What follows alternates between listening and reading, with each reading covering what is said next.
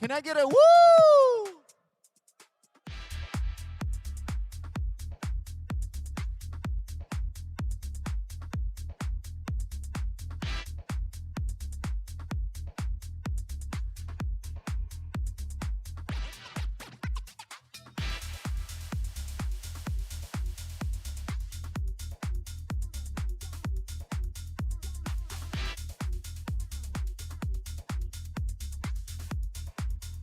Ladies and gentlemen, please give a warm welcome to our boy, Sid Banerjee!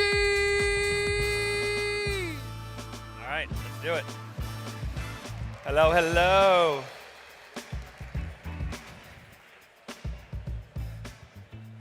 Good to see all of you again. I pulled a little Taylor Swift and did a costume change. I hope you don't mind. All right. So, earlier today we talked about becoming a change maker within your organization. And I wanted to spend time this afternoon to introduce and chat with 4 people who are doing just that. They're bringing the business together around driving business transformation, aligning around outcomes, all the things we talked about today. The 4 folks come from a variety of backgrounds, work in different organizations, and are even in different career stages and kind of job stages in their careers. But I think the common thread you'll see is that they have good perspectives, good experiences, and hopefully they'll inspire you, give you ideas, and help you understand how can you visualize the change that you might be able to drive in your organizations as well. And with that, I'd like to introduce our first guest. It's Vice President of Consumer Experience and Membership Engagement at Shipt, Courtney Owumi.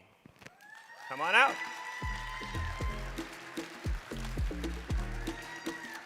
Yeah. Welcome, Courtney. Hey. Very good. Have a seat. All right.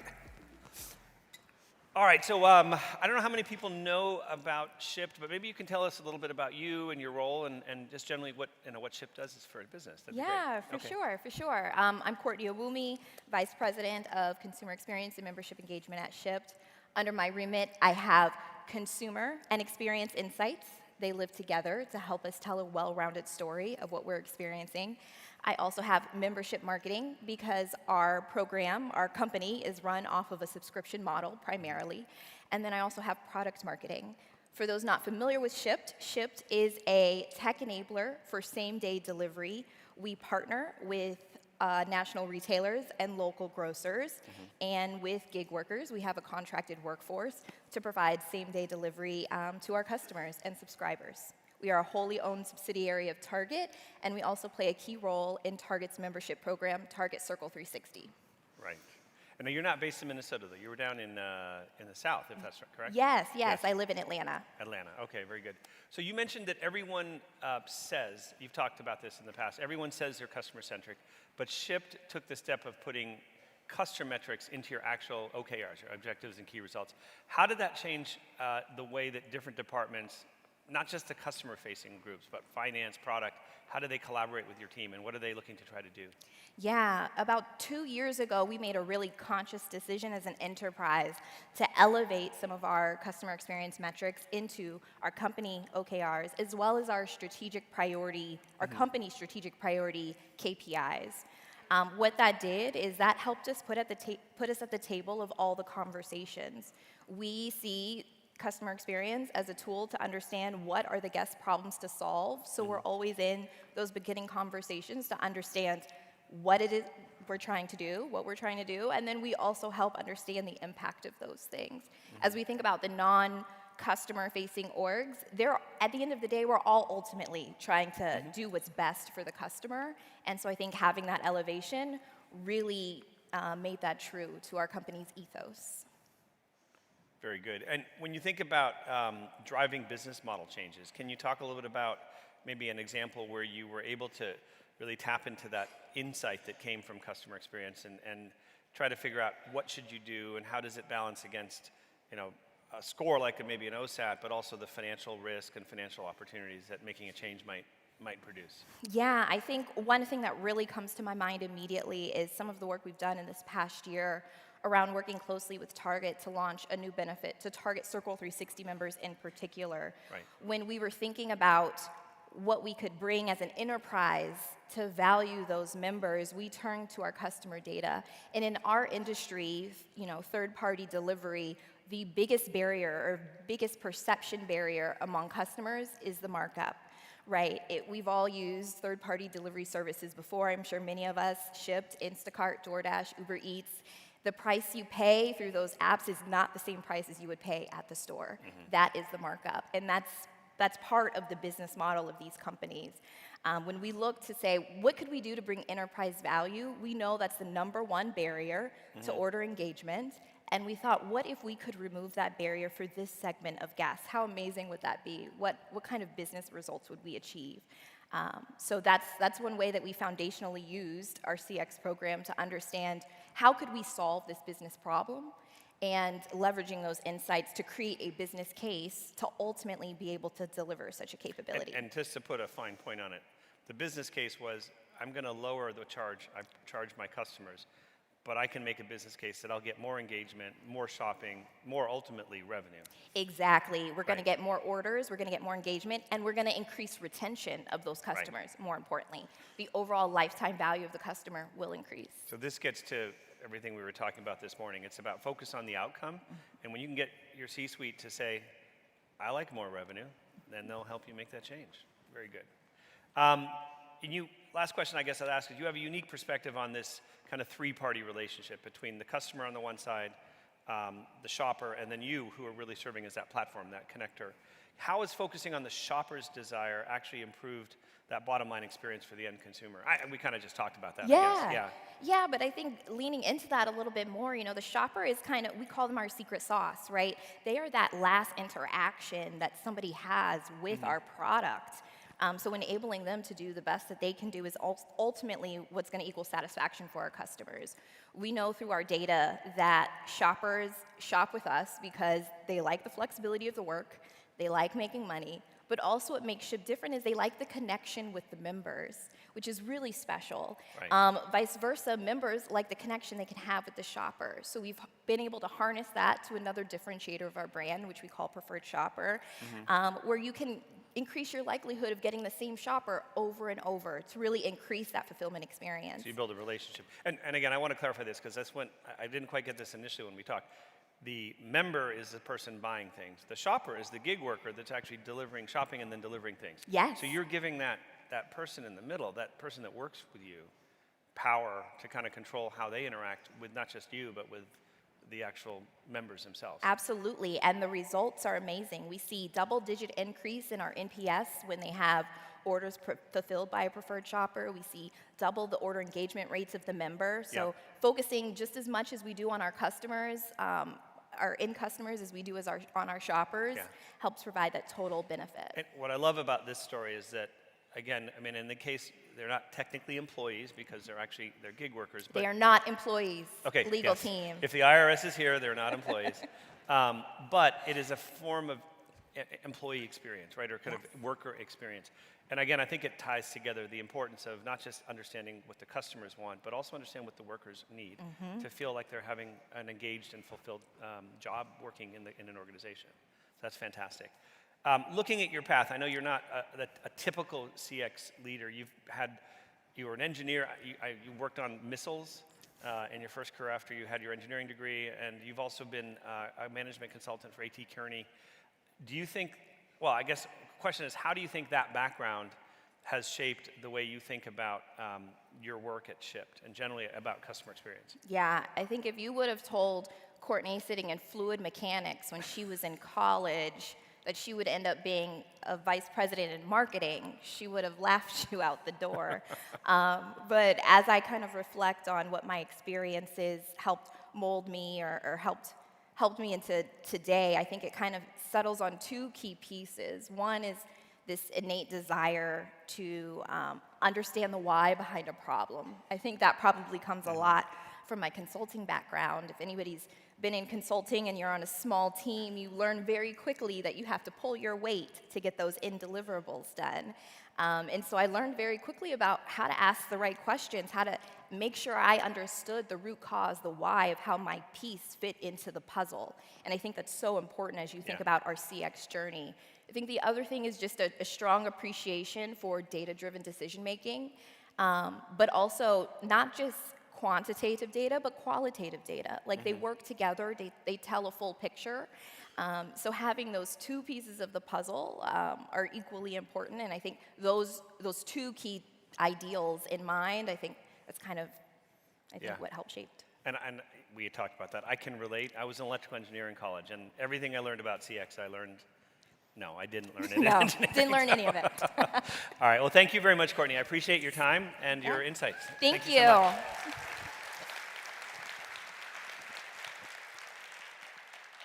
All right, when you think about industries that are often setting the standard for experience, and frankly, we're pioneers in the experience management space, you probably think about hospitality. And with that, I'd like to welcome our next guest, the Director of Global Guest Experience Insights and Strategy at Hyatt Hotels, Brendan Stroschein. Come on out, Brendan. Hey. Thank you very much. All right, I'll ask you the same question I asked Courtney. Tell me a little bit about you and your role at Hyatt, and kind of what that entails. Happy to. First of all, thank you for having me here. Great to see everyone today. I'm Brandon Stroschein with Hyatt Hotels. I lead Hyatt's Global Guest Experience Program team. As a team, we sit within a portfolio health organization where together we operate and service to over 1,450 franchise and managed properties operating in 82 countries. Together, we have a common set of functions and agreeable data language anchored in guest experience core measures that we've built agreement with in the organization to move our operations and seek out guest experience outcomes. As a program, we use an internal brand language called HiSat. So HiSat is our program that's primarily powered by Medallia technology and provides us the product to reach our users. We made some pretty major recent milestones following some strong growth. In 2025, we had over 80,000 active users, have collected over 10 million data signals, and have several fully scaled programs that, including our stay experience through several channels such as post-stay, in-stay, and Medallia Concierge, with large events, meetings and events program. We've done some significant expansion in our contact center, and we have a colleague experience program as well. Aside from that, we operate many sub-programs in support of ancillary services that support offerings such as spa, F&B, well-being, the list goes on. In summary, our team is extremely data-driven, and we're really aligned to support Hyatt in their direction to be insights-led and brand-focused. Fantastic. I recall, and I think you know this, Brendan, shortly after I came into Medallia last year, I had the opportunity to attend a vendor conference, and I was very, very impressed by how much change is happening in the business. You know, bringing in new products, bringing in new service offerings, changing the technology, really altering the experience and really keeping it current with what's going on in the market and what's going on with market demand. In addition, I know Hyatt has had incredible portfolio expansion over the last few years, especially in the luxury and the all-inclusive areas. I'd love to understand how you scaled that guest performance program to put measurement top of mind for every new property that joins the family and really make it part of the culture of excellence. Of course. Over the past decade, Hyatt's completed an asset-light shift, has significantly expanded and diversified our brand portfolio, and has built our World of Hyatt program to be the industry's fastest growing global hospitality loyalty program. It's very exciting to be a part of this growth where World of Hyatt members have more choices than ever before to choose from our 5 brand portfolios of luxury, lifestyle, classics, essentials, and inclusive. The guest experience is what brings our brands to life, and we aim to support our properties on that mission of deriving insights that are extremely actionable to elevate and ultimately deliver on our promise of care. In order to do this, we've also built a ton of understanding with our key stakeholders, including our owners, operators, properties, and several corporate teams, to identify a shared need and shared value for our most key core metrics, which are room cleanliness, room working order, customer service, and condition. And we know confidently that when we do those things right, we'll see positive outcomes such as improved NPS scores, financial performance, and everybody can win when we work together on elevating the guest experience. It's that background that has made it a day one priority for all new brands that join Hyatt and new launches and changes to make experience measurement day one when we're hosting and delivering benefits to our members on property. To do this, we've partnered with internal teams, Medallia teams as well, and have done a great job at building scalable operations to both keep up with our growth and remain efficient. But what I'm most proud of is that we've also been able to deliver customized experiences for our brand users, or I'm sorry, for our different brands, such that we can meet the unique needs of their brand. To quickly name an example, when we brought in our inclusive collection, all-inclusive resort properties, what is true in that case is that the stay lengths are often longer, people will spend more time on property and develop strong relationships with our colleagues. In order to collect more input from that, we added questions specific to recognition and built processes so that hotels could celebrate and recognize colleagues. That was immensely successful, and we scaled that to more brands. And today we have a number of properties that are really focusing on recognition as a way to celebrate the delivery of care straight from our programs. Fantastic. Yeah, and it's constantly questioning how do I make the program better and making it improve over time and over space and over locations. The other, you and I talked a little bit about some of the work that's going on in the contact centers, and you recently saw a massive increase in kind of signal capture when you changed the way that you engage with guests. Can you talk a little bit about how you kind of evolved that touch point and technology platform, and why being so, being location aware and being responsive to the locations is so critical? Absolutely. Our global care centers are critical to the business. They provide service channels, including voice, chat, and email, to reach our ever-growing base of members and guests who choose to stay with us. One of the goals we have universally and for our centers is to bring data collection closer to the experience. We did an assessment in late 2024 and spanning into 2025 that recognized some gaps with our existing channels in the center space. And we tackled that in a couple ways.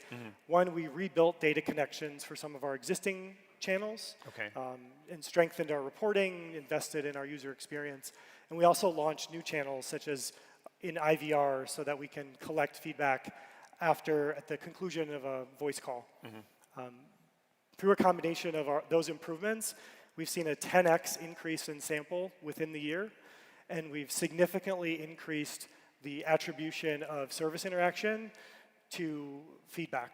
Whereas before, in the case where there were several service interactions and then a survey, we struggled with that attribution in some cases. So the combination of those things has given our centers more data than ever before to work with, to funnel into a number of things, agent coaching, improvement, and we're just starting too. We're on a path to do more with unstructured data and intend to bring in and do more with voice and come up with even more streamlined ways to share insights from our interactions with our great agents, with corporate teams and property teams. Yeah, I mean, this story here is something I've seen in a lot of accounts lately, which is that you want to really look at getting signal in channel, not doing it after the fact. And by doing that, you can get a much more kind of high fidelity and frankly greater capture rate and understand what's working in the channels themselves. My last question, I guess, is when you think about the technology stack, not just in one channel, but really all around the organization, how do you see Gen AI adoption? Capabilities like using Gen AI to close the loop, to intelligently analyze and summarize information, and ultimately changing the way your employees interact at that last mile in the front line with guests. And I guess I'll ask you the personal question too, which is, I know you're a bit of a travel enthusiast. Can you talk a little bit about how that background kind of led you to the career you have and sort of how it shapes your vision for Hyatt? Yeah, of course. First of all, to address the AI question, hospitality at its core is a people business. We see AI as really an enabler of care. We should be able to enhance our human connections by enabling property teams to spend more time doing what they do best, meeting the needs and serving our customers and guests, versus trying to be data analysts and spending time sifting through data or in dashboards. With that, our goal is to deliver the most targeted, precise, and actionable insights, especially to our hotel teams. Right. And we're working through a few prerequisites before we can launch the Medallia-based AI features. But we are all about AI and adopting it initially within our immediate team for doing things like insights work or focused deep dives to meet the needs of our loyalty programs and certain properties. But we're really looking forward to scaling. We've already given ourselves a strong pathway to scale. We're collaborating with other AI initiatives in the organization to make sure that we can fit our capabilities within that, and really can't wait for smart responses, root cause, intelligent summaries, and even some of the features shown this morning to really make a difference. We think they'll be very complementary to what we've already built, and look forward to getting a lot of value out of the AI-based tools. Yeah, you know, I want to plug a lot of the great work I know that Medallia has been doing as well on this, because you were like a lot of customers in this room that had a program that was running relatively kind of consistently, but I would say predictably over many years. Sure. And we, 6-7 months ago, said, what are we going to need to do to kind of turn on the new capabilities, activate more value, and work together to kind of scope that out and do that. And you know, my challenge, I think, to everybody in this room is, if you feel like we need to lean in, we, Medallia, and you, your teams, to do a lot of that, activating the additional capabilities, the initial value, talk to your rep, talk to your account team, talk to your success manager. That's something we want to do everywhere. I think that's going to be important. And I will say one final note on travel. I took a year off before I came back to work here at Medallia, and I stayed at the Park Hyatt in Yogyakarta, Indonesia. Amazing. And in Jakarta, and also in Ho Chi Minh City, Vietnam. And they were excellent experiences. So a little direct feedback for you. So Fantastic to hear. Okay. Love that. All right, thank you so much, Brandon. Thank you very much, I appreciate Sid. it. Appreciate it. All right, I would like to, and I'm excited to introduce our next guest, Global Head of Customer Insights at Maersk, Ade Adeluwoye. Thank you. I think I got that right. All right. Hopefully that's okay. Okay. Ade. Hi. Thank you so much. Come on you? out. Very good, very good. All right. So again, quick introduction. Tell us a little bit about you and your role at Maersk. I'll probably start with Maersk. I'm not sure if people know much about Maersk. It's one of the largest shipping and logistics companies in the world. Yep. We're based in Copenhagen. We do end-to-end transportation. We do ocean. We do planes. We own warehouses. We do trucks. In fact, I would say 20% of stuff in here, or what you're wearing, has probably been transported by Maersk. What's interesting at Maersk, we have two different types of customers. We have really big customers like Target and Apple, really complex supply chains. But at the same time, we would look after a florist in Honduras. So it's quite a complex industry and company. I run the customer insight team there. We translate millions of customer interactions. It's quite unique at Maersk. We don't sit with CX, but that's more customer service. We have 3 teams, a customer feedback team, a data team. We really believe it's important in such a data-rich organization that we have customer data analytics within the insight team, and we have a larger strategic insights team as well that brings all of the big stories, outside stories into the team. Very good. You know, what I love about these conversations is that, pretty much all the folks we're talking to today have interesting career backgrounds. And I understand your background actually started out at the BBC, British Broadcasting, and also in the music world. How does one get from broadcasting and music to shipping and logistics? Sometimes I wonder myself, to be honest, on days. But essentially, and this is a cliche, customers are the same. Whether you're a fan of Taylor Swift, whether you're an avid watcher of the Blue Planet, or whether you are a logistics manager who sells seafood, essentially, you're the same. All customers want to be understood. All customers want to feel confident in their choices. But most importantly, they want to feel respected when things don't go wrong. I'll give you an example, a nice B2B example. a nice emotional example. We all know the geopolitical situation happening at the moment.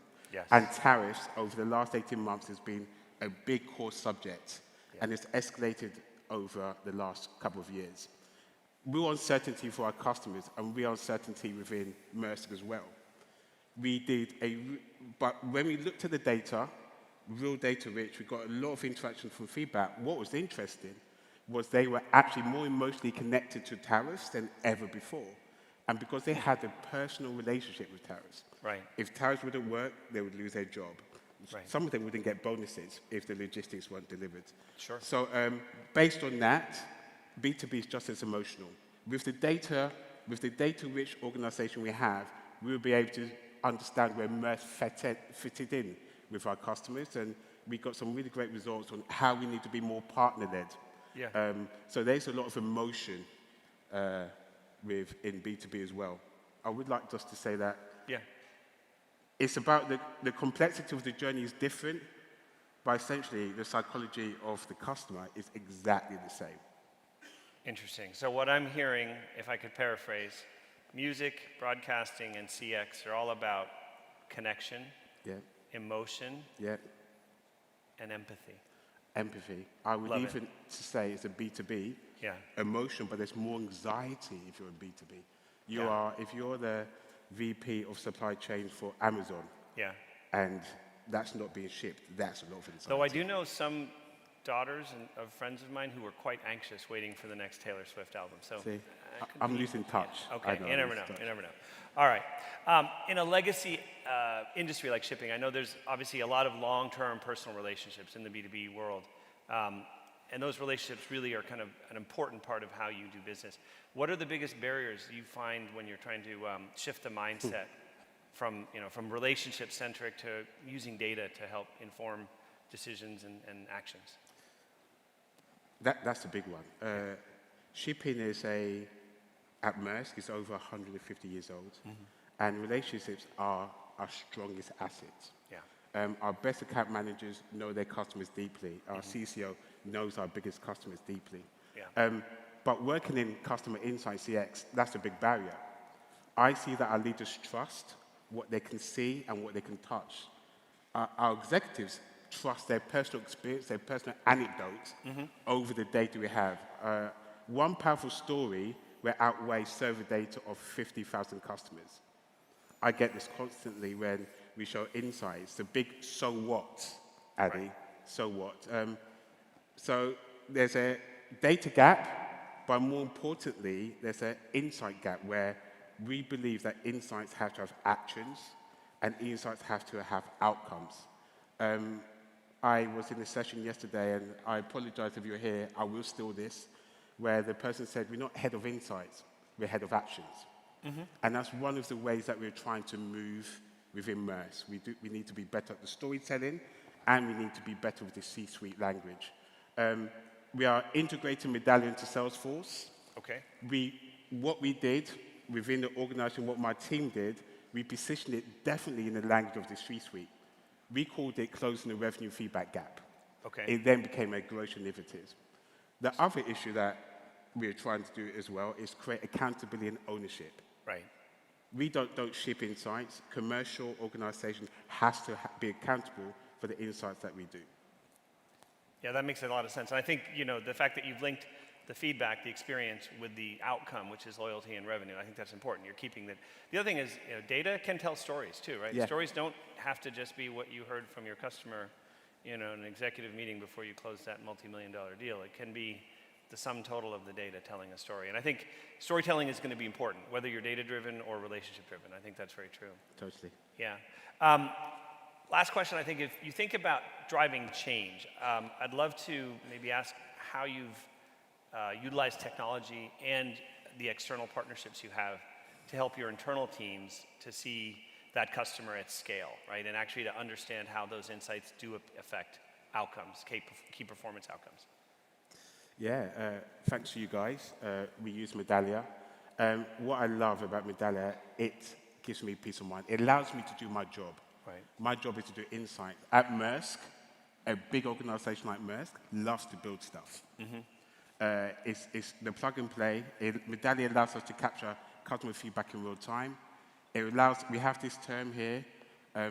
Someone in my team will tell me off for saying this. We like to democratize insights. Yes. And Medallia allows us to do that, and it's a great tool. And we've seen Medallia usage really grow. We're trying to move away from long insight PowerPoints to instant data and insights. We also work with Ipsos, who brings a real external perspective. We can be quite insular. They challenge our thinking. Dare I say, they keep us completely honest, and they bring that outside in. As someone who works in CX, we have to constantly think differently, and the technology and our agency allows us to do that. I might say this, and Laura, who's in my team, will be with Ipsos. I'm doing a bit of a pitch for her, 11:15. Here you'll be able to really showcase our journey. What we want to do at Maersk is that we want to ensure that we have the right insights to reach the right people at the right time, in the right format, in easy to digest business ways, and she'll be able to show that tomorrow. So 11:15, guys. 11:15 tomorrow. Story will continue. All right, very good. And then for us, it doesn't end there. We create customer advocates. So we have a customer day. We have a big role of trying to make everyone own the mission of being customer centricity. It's just not about having better data and better stories. For us at Maersk is to build a culture where everyone thinks like the customer, and Fantastic. that's where that's our aim of where we want to get to. All right. Well, appreciate your insights, Ade. Thank you so much, and we'll look forward to hearing more from Ipsos tomorrow. Okay. Thank you very much. Thank you. All right. We have one final guest, and I'm looking forward to introducing and having a conversation with her. She's one of the most passionate CX practitioners I've had the chance to meet with and engage with this week. Please join me in welcoming the National Manager of Customer Experience Strategy for Toyota Financial Services, Amber Lewis. Hello, hello. Thank you. Thanks for coming in. Hello. All right. Hi. Okay, hi back. So I will ask you the same first question. Tell me a little bit about you and your role at Toyota and Toyota Financial Services. Yeah, well, my name's Amber Lewis, Customer Experience Strategy National Manager. We created the Customer Experience Strategy team about 4 years ago. And I was able to really build my own team. So small but mighty.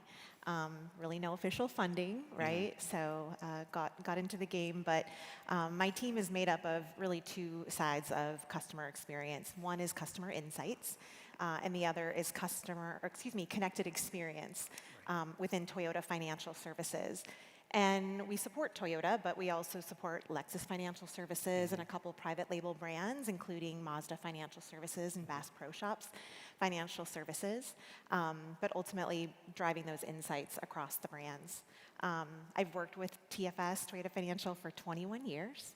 So I've really been focused my entire career on servicing our customers, but also the customer's experience. So really blessed to inspire and influence our uplifting and transformation for our customers' experience. Fantastic. So 21 years. That's a long career in one place, well, across Toyota and Toyota Financial. Can you talk to us a little bit about that journey from the front lines into CX and how that early experience actually being in that direct customer engagement model, how does that shape your view of CX and how to drive change today in the customer experience world? Yeah, you know, when I started as a frontline team member, I'm sure many of us did, I really truly think I had the coolest call center job out there. Really it was. It was the loyalty department. And our focus was to drive retention to the brand. We were doing outbound call campaigns to our lease end customers. And the objective was just to ask questions about customers' experiences and their memories they made in their Toyota and Lexus vehicles, because our objective was, let's get you into the next vehicle, right? And you know, in reality, this was the first opportunity or connection that I ever had with my most used Maya Angelou quote. And I think many of you guys are probably aware of this, and I say this very often, but you know, the people will forget what you said, people will forget what you did, but they'll never forget how you made them feel. Right. And the feeling that I would get from talking to our Toyota and Lexus customers at the end of their lease about the memories they made, the moments they had in their vehicle, and how it impacted them, their family, their lifestyles, was just such a great feeling, right? It's so cool. And either you know one or you are one, a Toyota or Lexus customer, and you always want to tell stories about your car, right? In fact, Dave, last night that I rode with to dinner, he shared a story about his 4Runner. So, but it was so exciting, right? And that really connected me to the brand. And it really, really helped me build a passion. And I really do still reflect on all of those stories as a leader in my space, and those feelings that I had about listening to our customers so many years ago in my current role and as a change maker. Fantastic. You know, we shared this story when we were talking about your career progress there, and we are a loyal Toyota family as well. My wife, the Patriots fan, she has had 3 Toyota Siennas. The first one, our kids went from 0 to 8 or 9 years old. The second, they went from 8 to 16 or 17, and we're starting to go off to college. And I was so excited we could move into a different car. Because Sienna's a minivan, right? And she bought a 3rd one. I know, they're the best. And I don't understand that. She's that loyal. But I mean, they're great cars, No, don't they get really me wrong. are. But could we have gotten an SUV? Could we have gotten a Lexus? Could we have gotten anything? But anyway, it's all good. Incredible loyal fan base. Well, thank you for being a customer. Welcome. Exactly. But I sit in the back seat. I call it the business class seat. I love 'cause it. got the nice consoles of in the course. back. Anyway, when you stepped into the CX role, you mentioned that you didn't have a big budget or a big team or anything. You had to grassroots it. Can you talk a little bit about how you managed to influence the organization and drive that value when you were really focusing on that efficiency and OpEx reduction? Yeah, you know, I think many of us in this room have been or are in that position. And so as I look back on the first 4 years of this role, I think there's a couple critical things that, that we did that were successful. First was bring voice of customer into my team. And really when I mean voice of customer insights, it's surveys, right? They were a little disparate, lots of different channels, not always managed by the same group. And so we got the opportunity to sort of narrate the story and the customer experience across those channels to the broader organization. But the second thing we did was we brought life to those journeys, right? We brought life to what we are hearing from our customers. And so quarterly, we will take an experience and really journey that, right? We showcase the customer's gaps, their struggles, their successes, the frustration we might hear from those customers, and we present it to a large portion of our organization. Not just the survey comments, the verbatims, we love sharing that, but then we'll also, in many cases, connect it to a phone call, right? It really gives the leaders across our organization the opportunity to hear that customer. You were stitching, We're connecting stitching. Across the channels. And Fully across, stitching, yeah, manually stitching. Sure, manually to start. It takes time to put it together, but Yep. it really brings the insights to life, right? And really gives, it keeps our leaders across the organization and really gives them the impact that the customer's feeling, right? So that was critical, and I think the third and probably what I'm most proud about is really gathering advocates across our organization, particularly in the data and technology teams, right? They're so critical to the full story. And so not only am I building those relationships continually, but I'm bringing those folks into the activities that my team's regularly doing. So capability mapping, capability assessments, design thinking strategies and stages, they're part of it, right? So they get invested, and truly it becomes a routine for them to come to us, not only for questions, but for validation, right?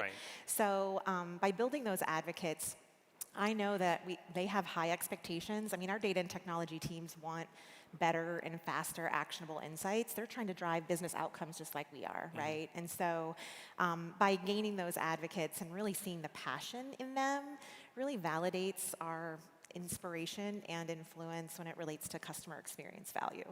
Yeah, you've developed, I think, that three-pronged strategy. You've got sort of you're creating executive alignment and sponsorship. You're driving collaboration, not just within your team, but really directly with those lines of business so that you can show you're adding real value. And that's the recipe for a good high-performing program. Thanks. So I know that recently we've sort of expanded the work that we do together, and you're driving that transition from feedback to actionable insights, partly through leaning into conversational analytics and digital analytics and insights. As you do that a bit, and you're going to be kind of evolving this program pretty meaningfully over the next few months, what are the specific friction points that you're most excited to really understand, solve for Toyota and Lexus customers so that they're even more loyal and they buy a fourth or a fifth minivan after That's right. I need your next Sienna. Yeah, exactly. You know, initially, I think those friction points, I know that we're going to be able to tackle a lot quicker. It'll be things like transparency and clear communication with customers across their journey throughout a lease or a loan. But what I'm most excited about, the friction point, is what I don't know yet. Yes. Right? The So, unknown unknowns. The unknown. What do you Yeah. not know? Right. I'm really eager. I'm really eager to stitch all those signals to expand the customer lens and really identify that disconnected experience. And Mark mentioned this morning, and I took note of it, is that customers fall into the gaps. Yeah. And that's what I'm ready to get into, right? Those gaps. So, you know, I really think that expanding our scope, really my focus is going to be on that connected experience, sort of the behind the scenes, the why customers do things, right? Because we truly want to offer that seamless and effortless experience and guarantee brand retention for the next Sienna, right? Right. But it's important that we make it seamless and effortless, and I know we'll get there. Yep. I'm excited that we'll get there a little, maybe sooner rather than later. I hope so too. And I think with some of the new AI capabilities, it'll be even easier to kind of surface those unknown unknowns. So looking forward to that. Yeah. We have time for maybe one more question, if you don't mind. I wanted to kind of talk a little bit about the work outside of the Toyota family of kind of products and companies. You mentioned that you've expanded into Bass Pro Shops, Mazda, et cetera. How do you think about that CX experience you had within Toyota is going to help you drive value and competitive advantage as you expand your kind of your mandate? Yeah. Yeah. You know, the financial services industry is pretty competitive. We are a captive lender, so we partner also with our dealers. Our dealers are our customers as well, right? And so there's opportunities to make experiences seamless and effortless, like I just mentioned, but also driving those customers back to our dealers to help increase their retention and their brand loyalty. So the brands that we offer private label services to have an incredible customer base, and they also have high expectations. In fact, some of the pilots that we've been launching for improvements over the last few months have been within our private label business. So they're getting a little glimpse of what we can do sooner than Toyota and Lexus, but they know, the brands that we partner with know our objectives in transforming the customer experience, and they've been really supportive in our efforts to connect our mutual customers' experience end to end. So. And you get to use them as almost laboratories because you try different things with different groups. That makes sense. Yeah. Fantastic. Well, thank you so much, Amber. I really appreciate your time and insights today. And thank you also to Courtney and Brendan and Ade as well. I appreciate it. Thank you so much. Thank you. Very good. Thanks. So I'm going to take this. So while we move a few chairs around, I do want to just make a few closing comments. I hope that what we've shared and what they've shared with you today has helped you kind of see how progress is possible at any stage, whether you're starting a grassroots effort, you're expanding to different businesses, even inside your own financial organizations, and you're using new technologies to open the aperture, to shine different lights and lenses on how customer experience impacts the business. Before we recognize another special group of customers, I do want to take a moment to recognize our partner award winners who received their partner awards earlier this week at our partner summit. That was yesterday. They're on the screen here. So we get a huge hand of applause for this group of people. These folks have been critical in helping all of you and really helping us to drive value across the CX landscape, both here in the US and around the globe. All right, so, oh, wow, that was quick, thank you. All right, I'm gonna come back here, thank you, Lauren. Well, I think about the companies who have seen great progress and results from driving change across their organizations. I immediately, thank you, yeah, we can just put those down. I really think about the folks that we're gonna be recognizing today, our Expy winners. This year, we brought back the Expy Award program, which recognizes Medallia customers who transcend departmental silos to listen comprehensively, act decisively at scale, and drive measurable impact through fundamentally transformed connections with customers and employees. And I would like to, and I'm pleased to welcome our Expy Award winners to the stage and so that they can receive their awards and we can all applaud their efforts. So I'll hand it over to you. Please recognize our 2026 Expy Award winners. It's time to honor our award winners. Winner of the Growth Accelerator Award, CIBC. Come on up.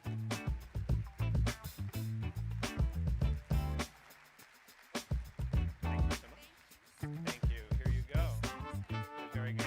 Thanks so much, guys. Thank you. Appreciate it. Thank you. All right.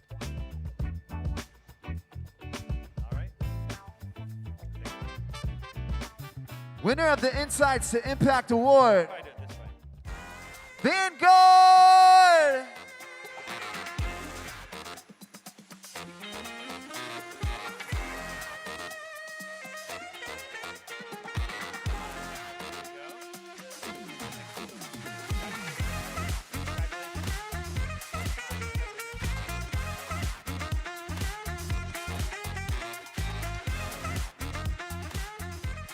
Our next award goes to Verizon Business Employee Empowerment Award. Let's go.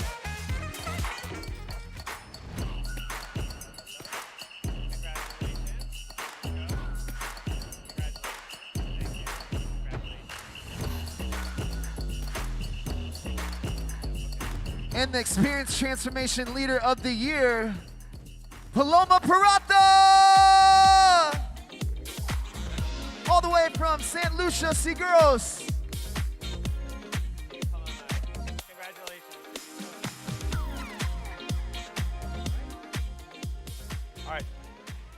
Thank you all so much for joining us today. We will see you tonight at 6:30 for the Expalooza, I believe is what we were calling it, the opening party at the event pavilion, which is back towards registration and outside. There will be people to kind of direct you with signs to get you there.